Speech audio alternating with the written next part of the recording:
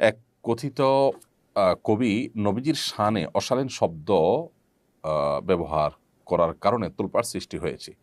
এর জেরে না কাটতেই আরেকজন, যিনি পাঠ্যপুস্তক পরিমার্জন কমিটিতেও আছেন, এর চেয়ে জঘন্য উচ্চারণ করেছেন আল্লাহর নামে। এর কারণ কি বলে মনে করেন? এই ধরনের কর্মকাণ্ড প্রতিরোধের উপায় কি? দেখুন, আমাদের এই সমাজে মুসলমানরা উভয় সমস্যার মধ্যে মূলত নিপতিত। এক শ্রেণীর দুষ্ট লোক, যারা এদেশের ভালো চায় না, যারা ভিনদেশীদের চর হিসাবে কাজ করে এখানে, তারা মুসলমানদের বিরুদ্ধে বিষোদ্গার করে আল্লাহ এবং তার রাসূল সম্পর্কে নানা সময় নানা কটূক্তি করে মুসলমানদেরকে ইমানি পরীক্ষার মধ্যে ফেলে দেয়। ইমানের দাবি পূরণ করতে গিয়ে মুসলমানরা যখন রিয়্যাক্ট করতে যায়, কথা বলতে যায়, তখন তারা বিদেশিদের কাছে এখানে মুসলমানদেরকে ভিলেন করে দেখাবার চেষ্টা করে। তো এই সমস্ত ক্ষেত্রে খুবই ট্যাক্টফুলি আমাদের কাজ করতে হবে, খুবই সচেতনতার সাথে কাজ করতে হবে।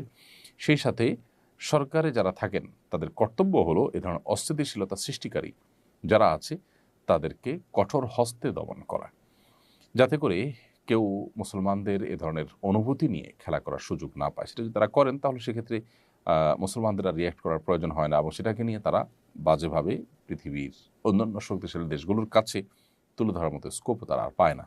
তো আমি আশা করব যে সংশ্লিষ্ট দায়িত্বশীল যারা আছেন সরকারের, তারা এই সমস্ত ক্ষেত্রে দায়িত্বশীলতার পরিচয় দিবেন।